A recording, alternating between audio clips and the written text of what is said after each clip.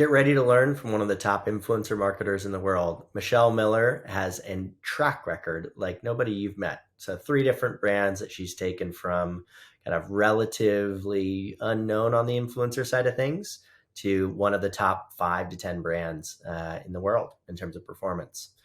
Enjoy the show today, guys. Remember, if you enjoy it, leave a review, share it with a friend. Best way you can help. Thanks, guys. Explore the minds and marketing strategies behind today's winning brands and businesses. Tap into the power of the creator economy with Earned by Creator IQ. Here's Conor Begley. Hi, everyone, and welcome to Earned. Today I have Michelle Miller, the SVP of Global Marketing at K18. Welcome to the show, Michelle. Hi, I'm excited to be here. I am pumped. I think that it's very rare that you get the opportunity to talk to one of the best influencer marketers in the world, and I consider you to be one of them. So I'm excited for today. Me too. We've known each other for now over a decade, so I'm excited to finally be sitting here.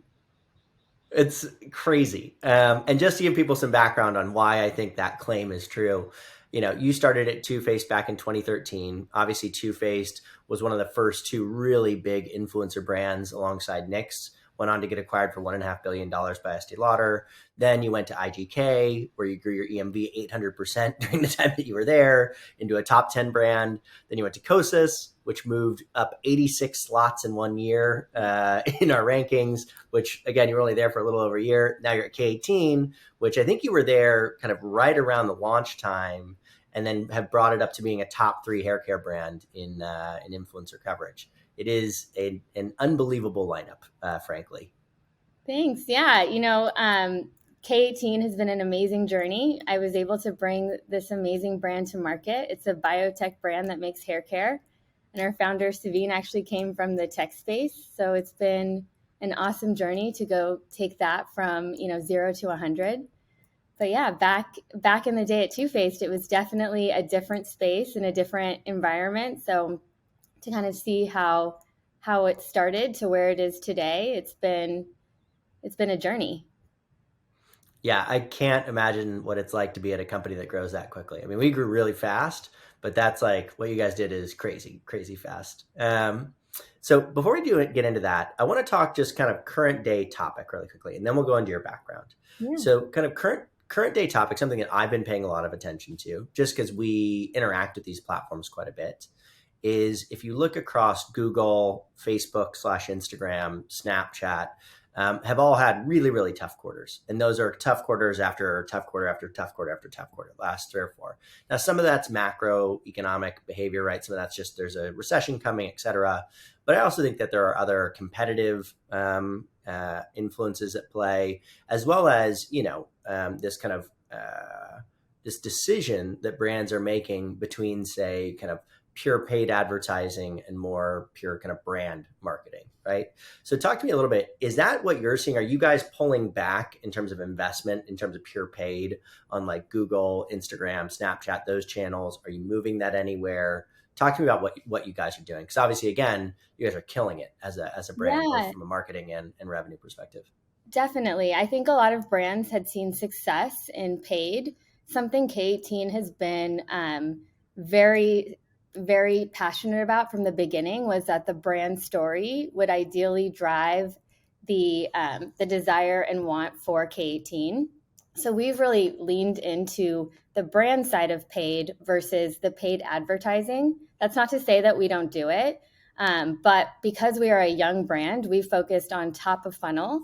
And for us, that has been a lot of creators, that has been TikTok, that has been activations with especially influencers to drive brand love to K18 versus hitting people with ads where it's a really saturated space, it's super competitive, and there's not a lot of ways to be able to break into, I think, the consumer's mindset. Yeah, I feel like one of the hardest parts of that approach, because I agree with that being the right approach, right, But one of the hardest parts of that is, you invest the money in, but it's hard to know exactly what you're getting out, right?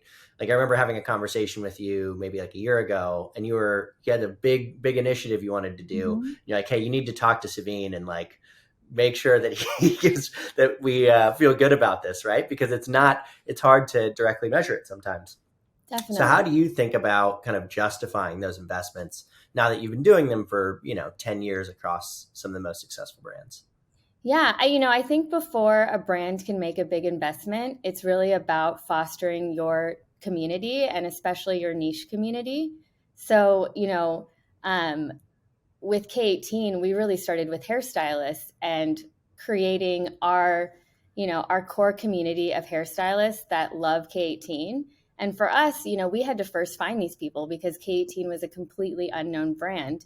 So the first thing we started with was, hey, try it. We knew if the hairstylist tried it, they would love it.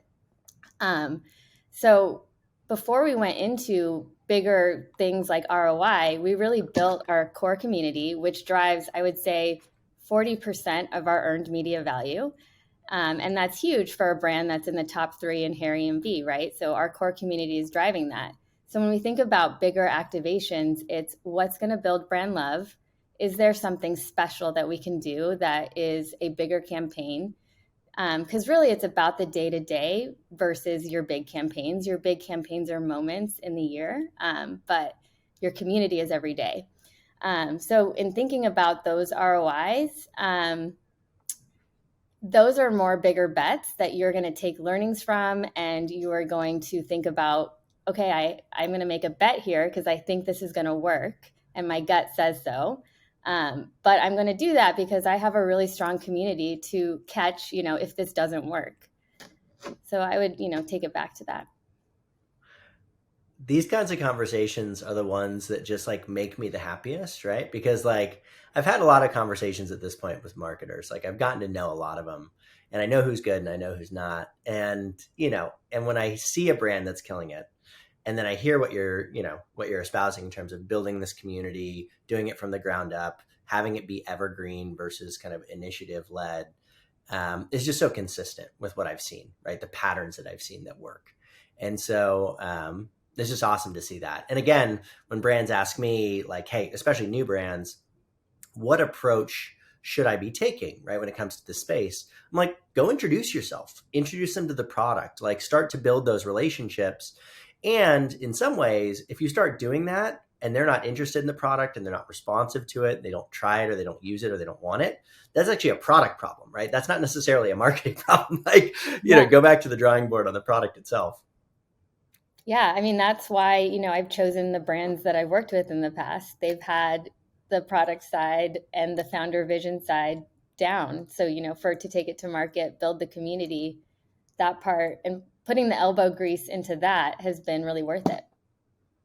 So talk to me about that a little bit, the kind of brand selection side of things, because obviously you've picked some really big winners, both Too Faced, Kosas, K18, et cetera. What do you look for? You mentioned a little bit of it already, like brand founder, product, right? The actual kind of stellar Yeah. product. What is it that you really look for when choosing a brand that Yeah, other people well, should like consider? I'll say it again, but the first is the product. And with something like Too Faced, there was that emotional drive. It was this pink, pretty product in a sea of black at the time.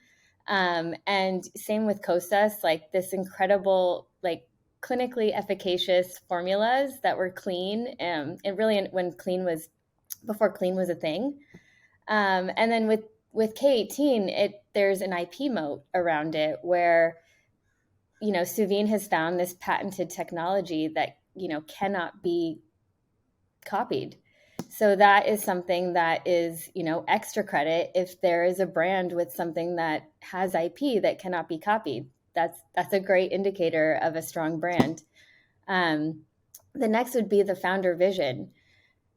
Something that I've been really lucky is to work alongside founders with very specific visions. You can have brands that come from incubators, and I think that's a little bit different, and those can work. But for me, I really drive towards a founder-led brand, and K18 is definitely one of those. And then the last is, can you build a team around there. And that team includes the leadership team around you, but especially the team around me, which I'm, very lucky to be surrounded by genuine geniuses. Um, so that's been the big part. I'd say those three things. Well, I want to talk about the second and third thing a little bit. So, Yeah. in terms of the founder vision, right? Like, what have you noticed? Because you've seen three different very successful founders at this point, and so you've gotten to see kind of potentially some patterns across those founders. What would you say are kind of consistent patterns across those three different founder sets?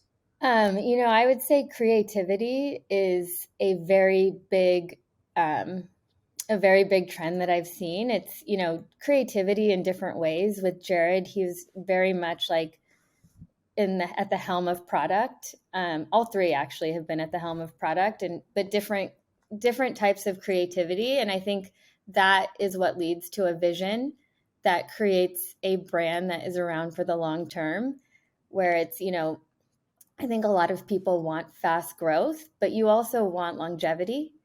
And I think there's something to the founder heart of the brand that keeps that longevity, even when the founder is no longer part of it. Yeah, if you look at founder-led companies, like public companies, they actually significantly outperform non-founder-led companies, right? So companies that have the same founder still at the helm tend to significantly outperform in a market where you can actually measure that, right? The public markets. So yeah, that makes sense. And I also think we see it in software too, where if the kind of CEO of the company doesn't have like a product background, right? If they're not from an engineering or product organization, if it's a purely sales led CEO, it's much more difficult to be successful, right? You really want them to be kind of centered on that. So that's awesome. In terms of the team, so let's talk that for a second. So you said you've got a team of geniuses. So how did you get that team of geniuses? How should I go about doing that? What do you look for when you're recruiting, and how do you recruit?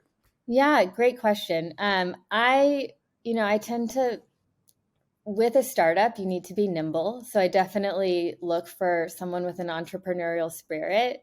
To be totally transparent, a lot of that has come from the beauty industry is very small. So when it comes to the close team, it's been, either people I've worked with or have, amazing backdoor references. Um, the other piece of that is, that's not to say that can be everyone, because we've definitely taken new people into the fold. So that idea of being social first, having that grasp on culture and what's moving culture, and then also having an empathetic, I would say for me, having empathy, because I think being a marketer, that's really important to be in line with consumers today. Yeah, the social first thing is interesting in terms Yeah. of what do you mean by social Social first? first, are they obsessed with social media? I think that is something that drives culture, even if you're not on social media, even if you don't have it, I think you're still influenced by it. Um, yeah, and I tend to look for people that, if they're just starting out in their career and haven't worked somewhere, then, are they on those first platforms? Are they on the Be Reals? Do they know things that about TikTok that they can give to the team? And then I think for someone that's been in the business a while, it's that entrepreneurial spirit to know that you need stamina at a startup. You need to not be able to burn out yourself and your team. So that has been surrounding myself with people that have balance has been important. Yeah, talk to me about. Do you think Be Real has longevity? Speaking of, I'm not sure. I've found that it's huge with like from my mom friends, the 10-year-olds, because it's not like a scary social media platform. So I'm not sure on the longevity. From a brand perspective, it's been fun to play around with, but it's definitely not our focus. yeah, it's I've said it on this podcast a few times before, but people kind of underestimate how hard it is to create a social network with longevity. Like the Mhm. only one that's been created in the last 10 years was TikTok. Like before that, like Snapchat was 2011, Oh my gosh, remember LinkedIn I think was Periscope? around that time. Yes. Yeah, Oh, but like they yeah, all die, they right? all died. Like, Yes. yeah. It's crazy. Like it's actually really, really hard to build one that lasts a long time. And I mean, frankly, even if you look at the ones that have been around a long time, it's like Facebook is having a tough time right now, right? Like a lot of Snapchat's struggling a little bit. So even the ones that did get to kind of scale, it's hard. It's hard to stick around for a long time. Um, Okay, I want to take a step back. So into your background. So let's go back to Two Faced 2014. I know that was a long time ago, but I do want to talk about it. So because at the time, influencer marketing was a little bit of Wild West, right? This was not something that everybody was investing in. You guys were one of the earliest, if not the earliest, right up there. So what was it at that time that led you guys to invest so early in the market? And then what were things like then and how have they kind of changed to now? Yeah, I mean, wow, it was so different. There was no creator economy. I think the word influencer wasn't a thing. And with really what led the Two Face team at that time in 2012, 2013 was having no budget other than product to gift. And we had a young team at the time that was social first. So knowing that Instagram was going to take out Facebook, I think we were one of the first brands on Instagram. And we were able to crush it there because no brands were there. And we had people like Jeffree Star and Jaclyn Hill. We were fostering those like tiny niche creators at the time, and really giving back to the community. I mean, it was insane. We would see people like YouTube, Instagram, like everything it was all free. That was what was crazy. It was all free. Um, and so we were able to grow the business in this like meteoric way through gifting mostly and through relationship building. You can't do that today. Yeah, how have things changed today? Like what have you noticed? You said one, it sounds like it was free back then and it's not today. But like what are other changes? Well, yeah, I mean, I guess, and when I say free, I mean, it's because the community was young. So we were able to give back in other ways that weren't paid. And once that matured, that changed. So no shade to, I very much respect the creator economy. And yes, I'm fascinated by it. I think today what's different is for me especially is something like paid partnerships. That was something that was more campaign driven versus an always on tactic. So in addition to fostering your niche community, what how you use paid partnerships within your strategy, I think has changed in the last decade for sure. I think people have budgets set aside for it now. I would say, a majority of our brand budget is set aside for that. And how do you think about selecting those people? How do you think about kind of who you partner with on the paid side of things? Because I would assume you're still doing gifting and relationship Oh yes, building and still doing absolutely. those core tenets. Yeah. So it all really comes down to what's your level of influence versus your level for the creator versus your level of authenticity towards the brand. So how influential someone is does not matter how many followers you have. And if you can get someone right before they blow up, then that's even better. And so if you can find someone that's sticky and is influential, then the next piece is how much do they love your product and how can you create a scenario where they organically love your product? For Mm-hmm. K18, we've been able to do that through hairstylists, and we've stalked influencers that we love and try to figure out who their hairstylists are. And that's really worked for us. So we've been able to create a net of influential people that we believe have an affinity, a real through true love for K18.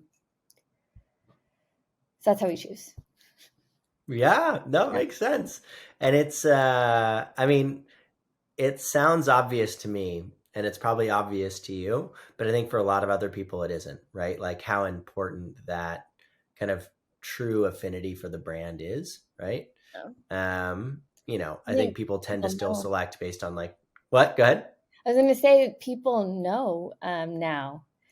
The consumer, you know when someone is selling something to you a lot more, I think, than 5 years ago. Even, I mean, we're getting smarter when it comes to if someone is authentic or not. Well, and you think about it, right? A lot of these creators are people that, have been like the people that I follow online, like I've gotten to know them over time, right? Like I know who they are, I know their interests, like I know them a lot better than you know them. And so if I'm seeing them, represent something that just doesn't make any sense, it's like, obviously that's not going to be particularly effective, right? Yeah, But if it's really aligned and it makes sense and you're driving benefit back to them, right? Like I'm going to be more supportive of it for sure. exactly. So let's talk structure of your team a little bit. So, I know you've stated in the past that in-house team, is the way to go. But how do you structure that team? Like, how big is that team? What do they focus on? Like, do you have people that solely negotiate contracts? Do you have people that are focused on purely relationship building? How do they interact with the owned media team? Like, how does that all fit together? Yeah, so our department is broken up into consumer engagement, which is social media and PR, and Mm-hmm. then we have digital, and then we have product and retail. So in terms of the consumer engagement side, we are everything in house. I think I'm really a firm believer that the relationships should stay inside the brand. I think that there's a level of authenticity that creates that you can't fake.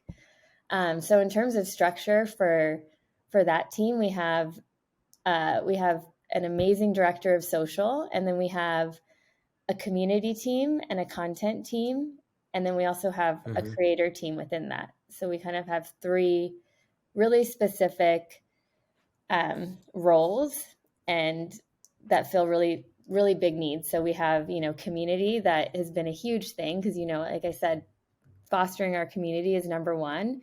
And it's not just about commenting a heart on your it's really like, let me engage with you. And a lot of times, even now, people go to the comment section on TikTok. It's like just as important as Yep. the actual content. So if you can leave a winner there, that's amazing. Um, yeah, and then we definitely have a duo that handles the contracting side and the networking side. Yeah, and then our director is like the mastermind. Amazing. Yeah. Yeah, don't say their name out loud. They'll be recruited a bit too heavily. Oh my gosh. They probably are as well. They're amazing. Yeah. So let's talk. You mentioned TikTok there very specifically. So let's talk about that for a minute. First, totally agreed. Brands and comments saying funny things or winners, like you said, is I think fascinating as a concept. But generally, TikTok's a very different medium, right? Music plays a really big role. Obviously, the content has to be more entertaining, right? So it's not like Instagram where you build an audience, and now that you've built that audience, they see most of the stuff that you post, right? So it's just functionally quite a bit different. You can't, so how have you had to adapt your approach for TikTok specifically versus say Instagram or some of the other channels? Yeah. Well, what I'd say is it's a sound-based platform, so that's definitely been what's been taken into account. Instagram now is similar, so that's been helpful in that Mm-hmm. shift to Reels. Um, what I'd say is, we've definitely shifted the way we think about content. So we've almost changed the team to think of it ourselves more as like a media team versus like a brand social media. So, Mm-hmm. Mm-hmm. we have a Slack channel that's like our content crew. We have an in-house TikTok content crew of people that aren't even in marketing that like to make content, and will float out different concepts in that way. Um, we have more regular meetings on what's trending and what's happening in the space. So it feels almost like if I were to go back, like in journalism school, it feels like a little mini newsroom in a sense. And that's been really cool because we have an editorial calendar. We have, all of those things. So that's been, our secret sauce. Yeah, that makes sense. Well, let's talk K18 before we, end up kind of wrapping up, right? So Mhm. K18 has been a rocket ship since you joined. I don't know the exact revenue figures, but I know they're big and they got there very, very fast. And obviously from our measurement perspective, you guys I think you were the number one brand at one point, 1 month, and kind of top three for the year.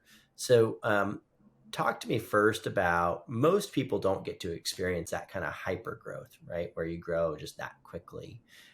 What have been some of the challenges associated with that kind of growth, right? Where you're jumping out of the plane and you're building the plane on the way down, right? Before you hit the ground. Like what does that look like?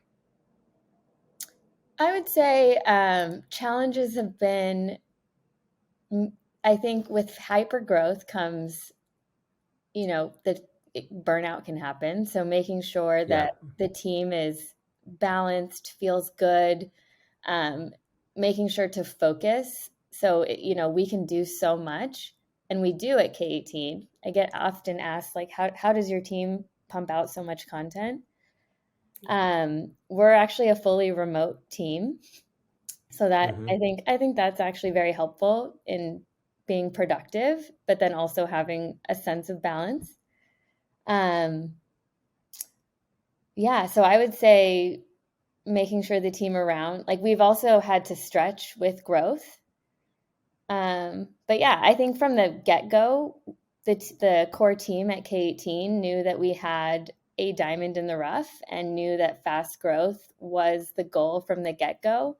So it was very much, we all like to say, like a manifestation practice where we knew that with the product and with this IP moat around the product and what it actually does and how it reverses damage in minutes, um, that was something we knew was going to take off if put in the right place. Yeah. I mean, there's a lot of people though that, expect that kind of growth and don't get it. So when you do get it, it's a magic moment. Yeah, yeah. I mean, we've definitely had product. We've had issues we've had to deal with fast growth in terms of selling out of product and things like that. But You figure it out. we figure it out. Yeah. Yeah. So what's if you were to look at kind of the next stages of the company, right? So you've had a ton of success, the brand's growing very quickly, et cetera. What are you guys really focused on over the next, call it 1 to 2 years? I think it's too hard to forecast further out than that. What are the big next hurdles, big upcoming challenges? Is it international? Like what are you guys kind of pushing on right now? Yeah, I would say being 2 years in, we're still at a very young stage of the brand, but in that hyper growth phase, we've really crushed it in the last year. And it's interesting. We've noticed that we've seen other brands using the same language and positioning. Even we never thought someone would use the word biomimetic. And we've seen that in the market. So it really shows, how K18 has shaken up the industry. We're really focused on building awareness around molecular repair. We have seen, you know, bond builders was the last really big innovation in the space. So, 2023 is the dawn of molecular repair. Previous generations of patch damage. We're here to renew hair. And to do that, outside of brand campaigns, outside of social, really looking at distribution, really looking at pro stylists first, because not only from a social media perspective, that's our core community from a sales perspective as well. Mm-hmm. And so, we've only really scratched the surface on how our IP affects pro stylists. So that's really the focus, I'd say, for the next 2 years. We have amazing innovation coming out. Yeah. We also have some amazing partnerships coming up in January. So More to come That's there. exciting. Yeah. I feel like you've got a pretty deep background on the partnership side of things. I feel like you've historically done a lot of collaborations, right? Both Yes. influencers, other brands, etc. Yes. It's been, I think when done right, they can be very game changing for a brand. We recently just worked with Anna Sitar. She's TikTok's rising star and has 12 million followers. She promoted K18 organically on her channel, so it was a example of us seeing it and then jumping on the opportunity to work with her. And we knew she had a just graduated with her director's degree or a master's in directing. So we actually asked her to direct a commercial for us. And Oh, it's cool. been performing amazingly well. She came up with the concept. She starred in it, and it's on connected TV now. And yeah, so it's amazing. I feel like it's an example of a really authentic paid collaboration. It's interesting to hear you talk about connected TV. Is that an area that you're playing around with a little bit? Yes, that is an area. We've actually learned that people that see an ad on streaming television, if they've seen it on social media, so Instagram and TikTok, there's a higher conversion rate. And, anecdotally, we know when we watch streaming TV, we're also on our phone. And so we've definitely been interested in that out of home aspect when it comes to streaming TV or even billboard moments. Yeah, I mean, if you think about, the people that are watching streaming, it's probably the people that are on social, right? They're not watching linear television more than likely. So there's just a lot of alignment there. I Yeah. love that. That's funny. Yeah. I actually You're the think first person that's talked about it. yeah, it's actually What? overtaken. We've cut the cord. It's overtaken Yeah. cable TV. Yeah. No, I love that. That's Yeah, awesome. and I think there's something like it's like that 15-second spot. So it's like the horizontal version of a TikTok ad. Yeah. Yeah. Okay. One more question, and then we'll do a fun kind of end of show question. So, you were recently recognized by Glossy magazine or Glossy as one of the top marketers in the world within the beauty and fashion space. And there weren't that many of them, right? I think there are about 15 to 20 of them. And, you've got CMOs at Revolve, MAC, Savage X Fenty, Ulta, Vans, right, et cetera. So these are like big killer brands that you're being recognized alongside. And I think what's most fascinating when I have conversations with people is I'm like, everybody in this room, right? The people that are doing this influencer thing right now, particularly in the kind of middle management layer, like you guys are going to be the CMOs of tomorrow, right? And I think that you are on that trajectory and obviously have had the success that warrants that. And so I guess the question that I have is if you were to give them advice, right? People that aren't on your team, aren't interacting with you daily, that want to follow this kind of same trajectory and path that you've followed. What would be your recommendation to them? It's a great question. I think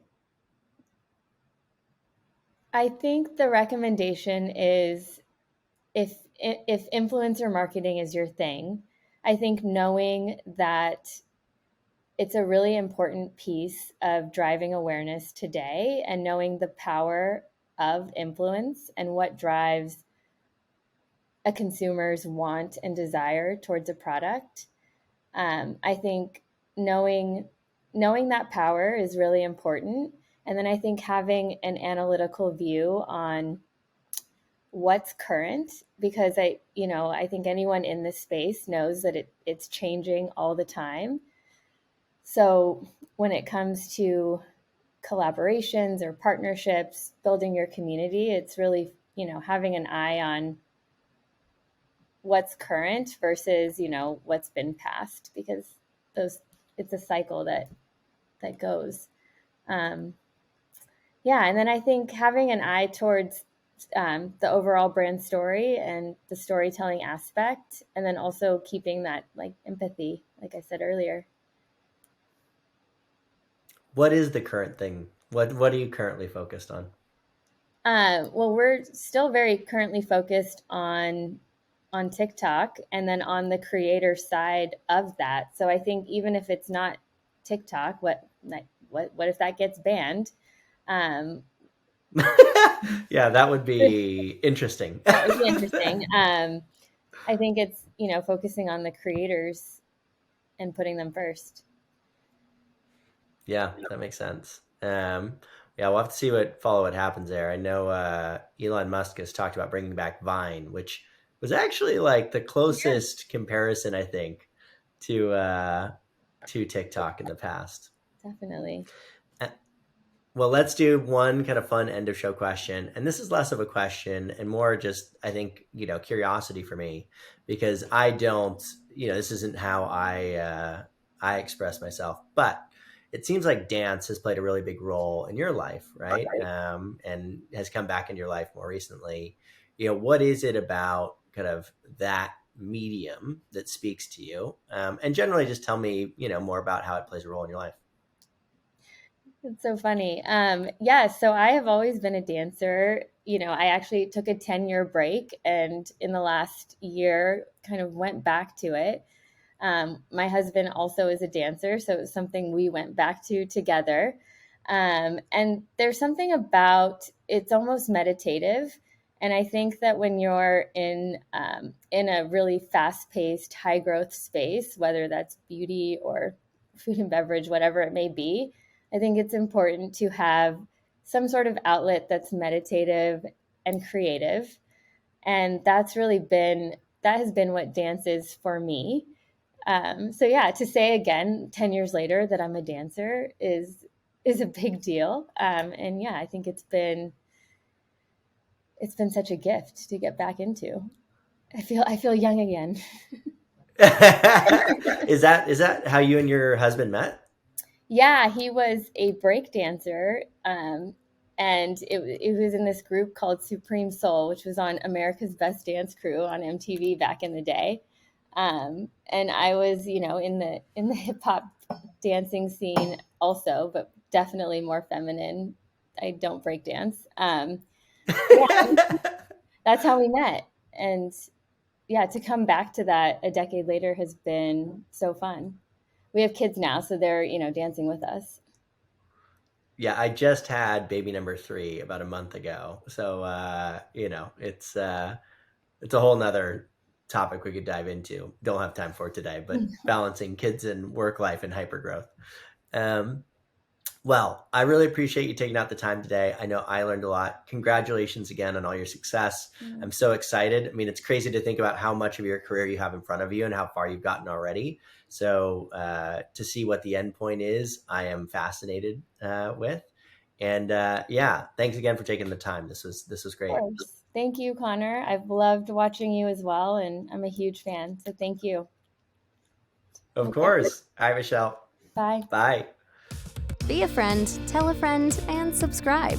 Earned by Creator IQ. Creator IQ is your all-in-one solution to grow, manage, scale, and measure your influencer marketing program. Ready to unlock the power of the creator economy? Get started with a demo today at creatoriq.com.